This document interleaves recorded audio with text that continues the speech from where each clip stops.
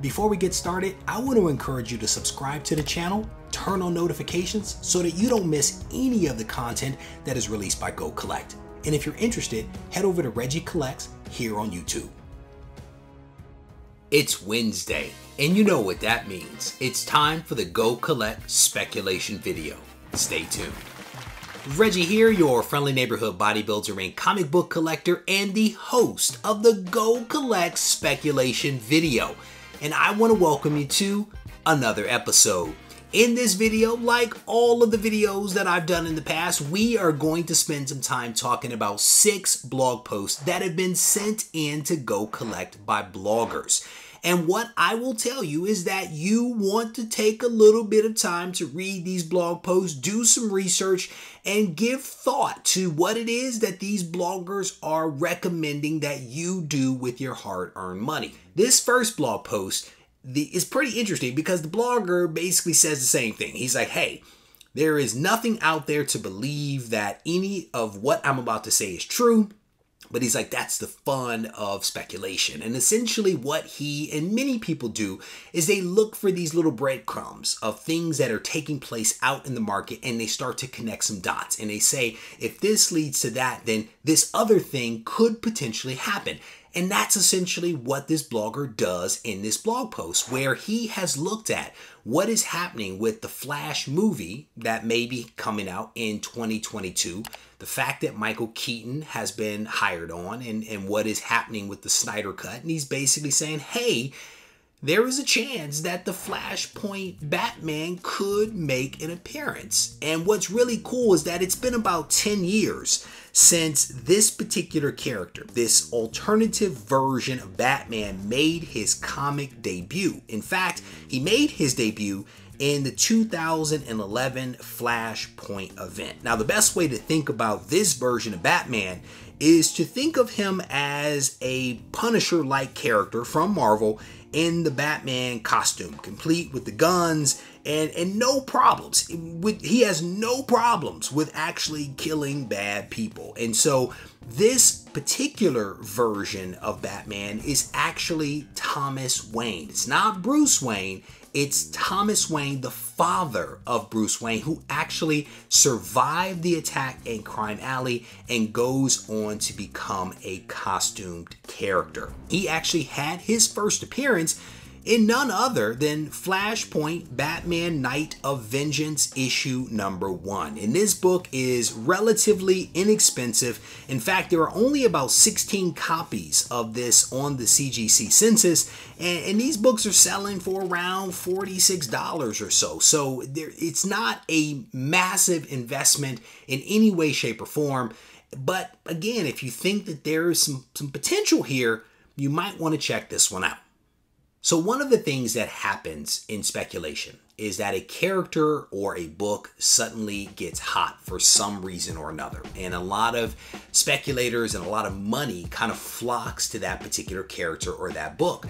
But over time, depending upon what happens, that book goes from being hot to not. It cools off dramatically. And this next blogger actually has a term for that. He calls it a fallen angel. And I guess the idea here is that the book is suddenly flying high and then all of a sudden comes crashing down to the ground. But I think where this blogger is headed is that, yes, it's a falling angel, but like a phoenix, some of these books could rise again. Because in this blog post, what the blogger does is highlights some fallen angels that you may want to take a look at. One of the books that the blogger talks about is House of M #1. And this is a really cool book.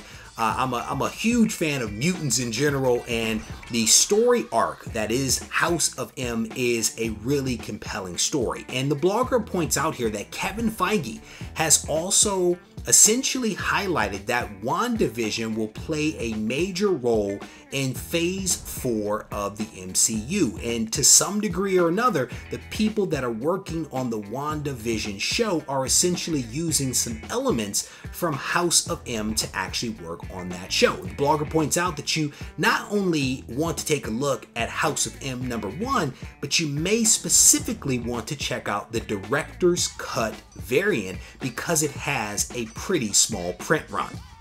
One of the other books that the blogger talks about is one that I am a fan of, specifically because of the artist that worked on this book.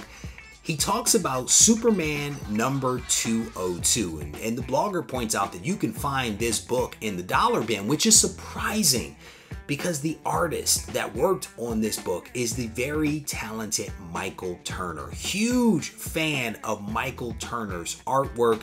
I had an opportunity about a year ago to see some of his original penciled work, and I will tell you that it is fantastic. And whenever I get an opportunity to pick up something that Michael Turner has touched, I grab it. I snatch it up. And so Superman 202 could be one of the books that you might want to look at. The blogger talks about several other books. I only touched on a couple. The link to this blog post is down in the description. So this next blog post, and one that I spoke about earlier in this video, kind of builds upon one another. And specifically in this blog post, the blogger makes an argument how the signing of Michael Keaton to reprise his role as Batman in the Flash movie that is scheduled to appear in 2022, how that occurrence could potentially lead to the introduction of the multiverse, and how the introduction of the multiverse could actually lead to Dark Knight's Metal, which could lead to the introduction of the Batman Who Laughs. And while we don't know whether A plus B equals Z, the blogger does lay out an argument how this could potentially happen. And so if you believe that there's some magic to be made here, you may want to take a look at this blog post because it may give you some guidance on which books you might actually want to pick up. Now, one of the things that the blogger talks about is that if DC goes down this path, it could potentially put them ahead of what the MCU has done. And I'm going to be honest with you, I struggle with that argument. I struggle with that because even if DC does what the blogger is suggesting that they do, that won't necessarily put them ahead of Marvel. The MCU has had more than 10 years of making movies. I want to say there's 20 plus movies and billions of dollars that have been made. That is not the same as beating them to the punch by introducing darker types of characters. And so my hope is that DC gets its act together and starts to put out a string of really compelling movies so that we can all enjoy those movies. While at the same time, I want Marvel to continue doing what it's doing so that we can enjoy those movies as well. Because at the end of the day, it doesn't matter whether it's Marvel or DC. If good movies are being made from our favorite characters, then we all benefit from that. But the link to this blog post is down in the description. I encourage you to check it out and let me know what you think down in the comment section.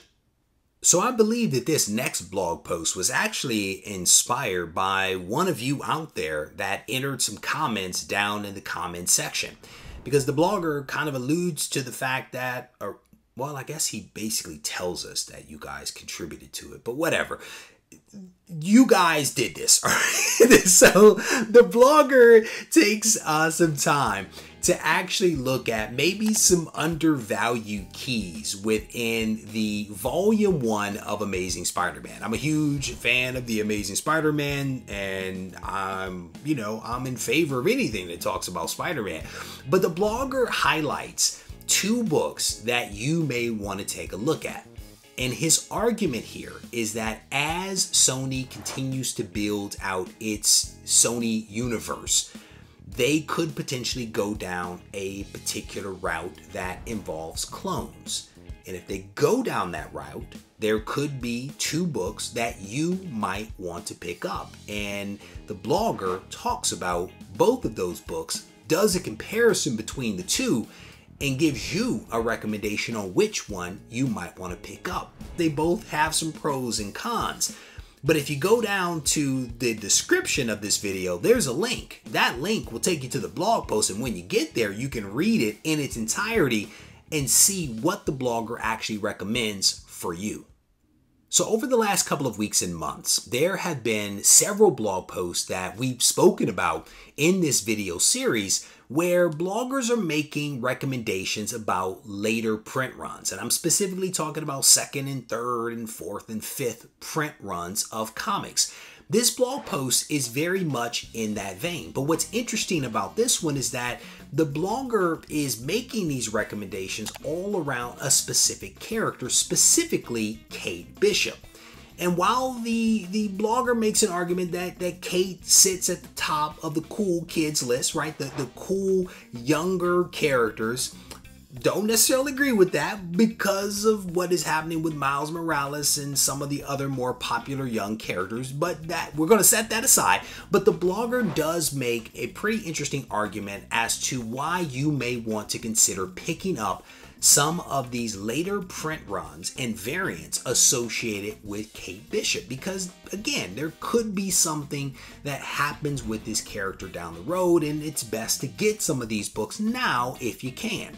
So one of the books that the blogger recommends is Young Avengers #1, but we're not talking about the regular cover. We are specifically talking about the director's cut. And the reason that the blogger makes this recommendation is because the director's cut edition actually has a smaller print run. In fact, there are only about 200 or so of this particular book on the CGC census compared to about 1,400 copies of the regular Young Avengers #1. So you may want to check this one out. The very last book that I'll talk about that the blogger mentions is All New Hawkeye issue #2, specifically the 1/25 variant. This book is described by the blogger as a Norman Rockwell painting of Kate Bishop. So again, a couple of books that you may want to take a look at. I think the blogger talks about 5 or 6 different books. So you may want to check this one out. Again, if you believe that Kate has some potential down the road, setting Miles Morales aside, you may want to take a look at this one. The link to this blog post is down in the description. So there is possibly no hotter writer out there right now than Donny Cates. Donny Cates is incredible. He is absolutely killing it right now. And the blogger that wrote this next blog post also agrees. And in fact, the blogger points out that Donny Cates probably has the Midas touch, because it doesn't matter what this guy touches, it becomes hot. And we're talking about Cosmic Ghost Rider, Dylan, Eddie Brock's son, Null. And now we're talking about the Virus and specifically the Black Winter, who had his first appearance in Thor issue #5. Hot, hot, hot. If you have not read this book, treat yourself. Read it. Read the entire series, because from issue 1 to issue 5, it is incredible. And if you are able to track down a copy of Thor issue #5, you definitely want to do it. I believe that there's 3 different covers out there. It doesn't matter which one you get. They're all really fantastic. But if you're interested in reading more about the Black Winter or how fantastic Donny Cates is, you definitely want to check out this blog post. Read it. Read it in its entirety. Then go find a copy of Thor 5 to read, because it's really good. So there you go. We have reached the end of another recap video. I want to thank you for taking the time to watch this video. I hope that you enjoyed it. And if you did, I want to encourage you to leave a comment behind, hit the thumbs up button, and maybe we'll mix it up down in the comment section. And if you really enjoyed it, I want to invite you back next week on Wednesday when we get to do this all over again.